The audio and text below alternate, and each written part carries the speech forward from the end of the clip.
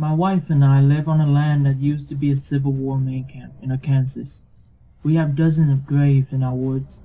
We have lots of pictures and video of shadow people. We can go out in our woods at night and see hundreds of orbs, see fire camps that aren't there, hear people talking and moving around. I took a picture of the orbs, and when you enlarge the picture, you can see the faces in every orbs. When my kids were little, we saw one of their swings swung wildly, while the other was still. So they put some toy in a bucket and hung it on the swing. The next day they went out to see if any of them moved, only to find that the bucket was empty.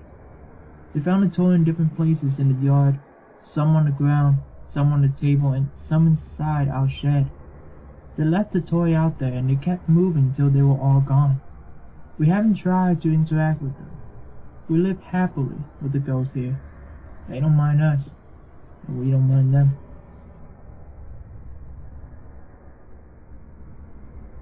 I'm an NYS realtor and was shown a restaurant that was built in the 1700s.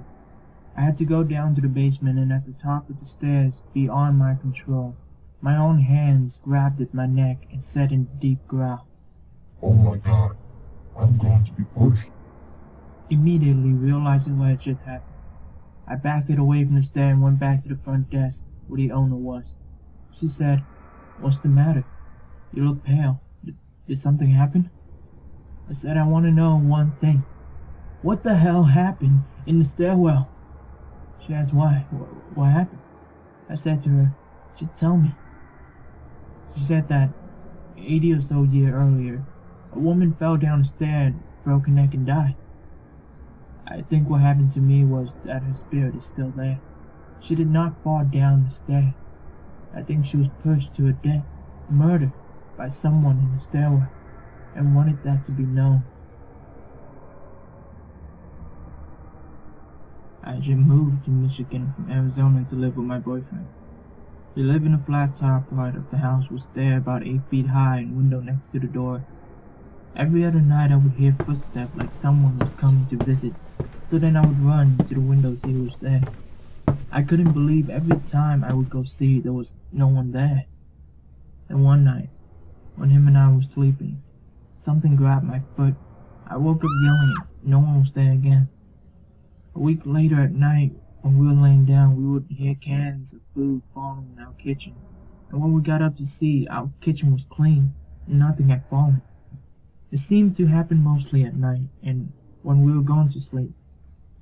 If that wasn't bad, other night, we were falling asleep.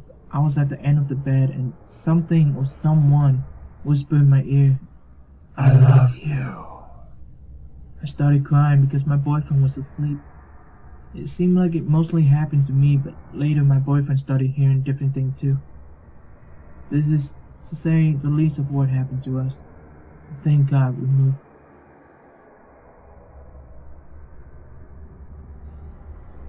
In 2011, I was living in an old house in Japan with my husband and young son. We lived there for about 5 years. Little thing would happen like thing disappearing, and I just thought it was my toddler. Then one night, I was woken up by my dining room chair banging on the floor. It was about 2 a.m. I thought my son had gotten up, so I got up, and as I passed his room, I looked inside and my son was sleeping. So I walked back to my room. I thought we might be getting robbed. So I woke up my husband. We lay in bed for a few minutes listening. It got louder, so I grabbed it myself and I called the cops. My husband got up and grabbed a bedside lamp and went into the main part of the house. No one was there. The cop thought we were pranking them. All the windows and doors were locked. The only thing out of place was the chair all over the house. So the cop left and we went back to bed. And we heard the chair banging on the floor again. So I got up, turned on all the lights, and nothing. Just the chair moved again. It didn't happen later, but I didn't sleep again until we moved a week later.